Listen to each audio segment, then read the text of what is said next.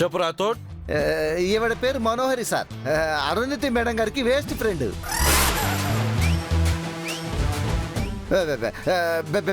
Best friend.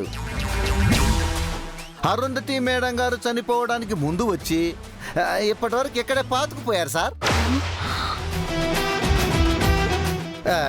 అదే sir, ఉండిపోయారు.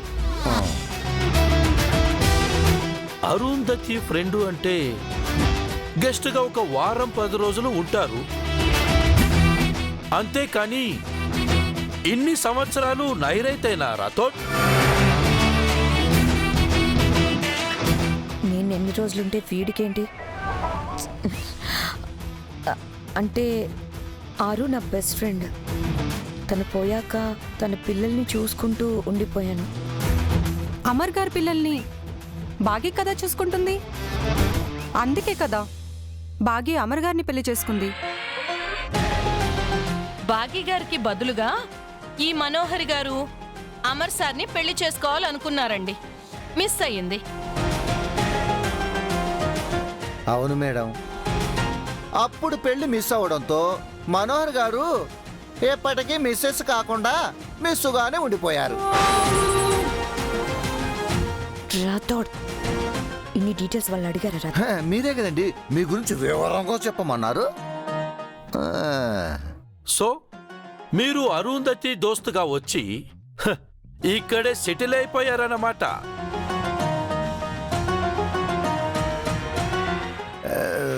Sir లోపలికి పదండి సార్, మీకోసం వెయిట్ చేస్తున్నారు. పదండి సార్. ఓకే నమ్రత,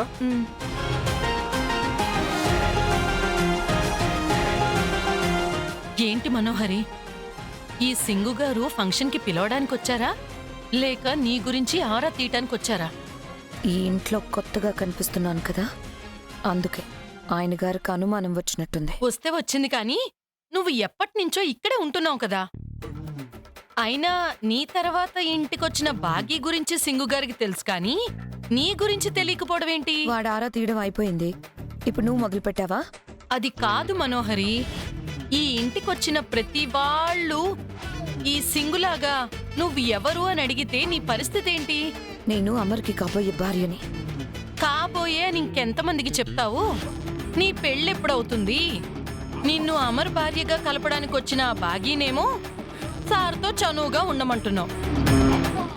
ఇలా అయితే నీ పెళ్ళి అయినట్టే మనోహరి. చంబా, అసలు నీకు రెండో పెళ్లి రాత ఉందో లేదో, మళ్ళీ నీకు నీ మొదటి మొగుడు రణవీరే గతవుతాడేమో.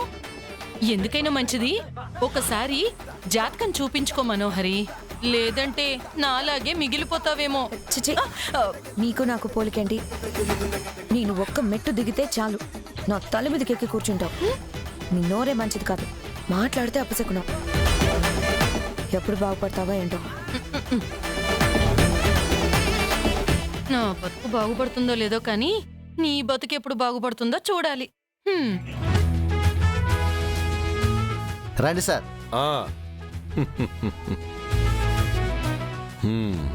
సార్, లాల్ సింగ్ గారు నమ్రత మేడం గారు వచ్చారు.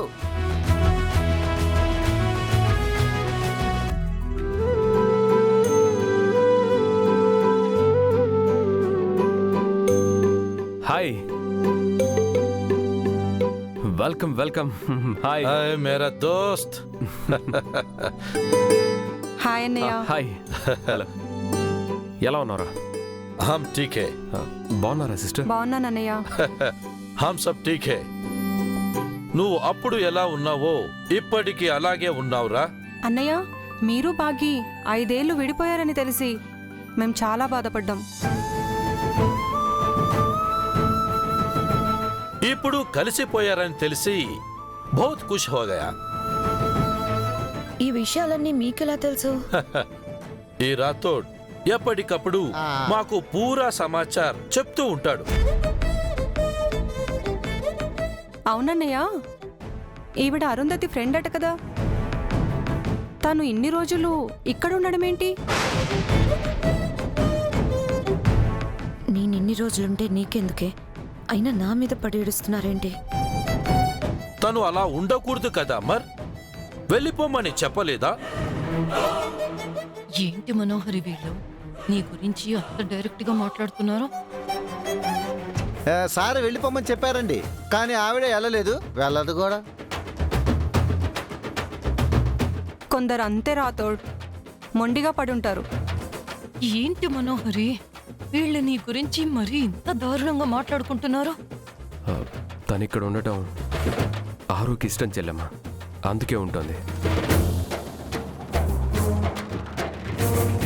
ఇంతకీ మా సిస్టర్ బాకీ ఎక్కడ అమర్? ఆ,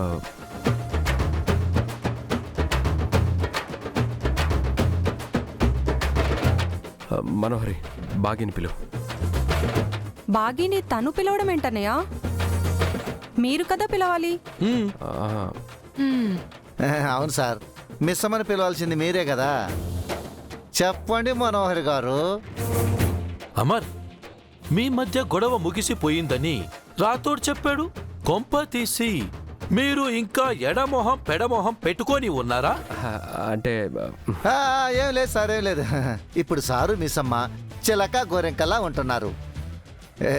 ఏంటి మనోహర్ గారు చెప్పండి, లేదంటే సింగ్ సార్ వాళ్ళకి డౌట్ వస్తుంది. అమర్, బాగీని పిలువు అమర్. మా అందరి ముందు కొత్త పెళ్లి కొడుకులా సిగ్గుపడతావే.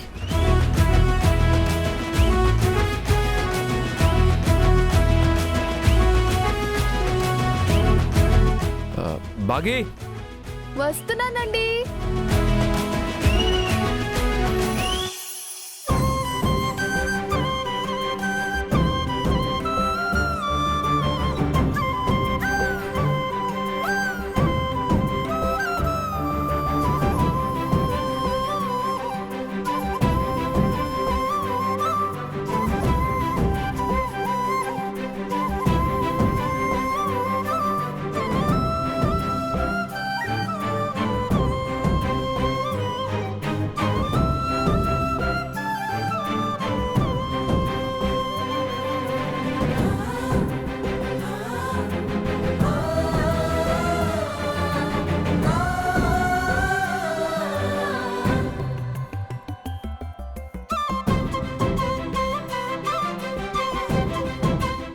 ఏంటి మనోహరి, మనతో సింపుల్ గా రెడీ అవుతానని చెప్పి అంత అందంగా రెడీ అయింది. చూస్తుంటే మిస్ ఇండియా కిరీటం కొట్టేలా ఉంది. నా ముందు తన్ని పొగడు ఆ, ఉమ్, ఉమ్.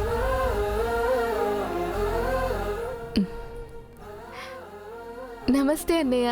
నమస్తే బెహన్. బాగున్నారా? నేను బాగున్నానమ్మా, నువ్వెలా ఉన్నావు? నేను బాగున్నాను. Very good. Hello Namrata, how are you? I'm fine. నీ అందం రోజు రోజుకి ఇలా పెరిగిపోతుందేంటి? ఓ బిడ్డకి తల్లివైనా నువ్వు చెక్కు చెదరలేదు. ఏం తింటున్నావు?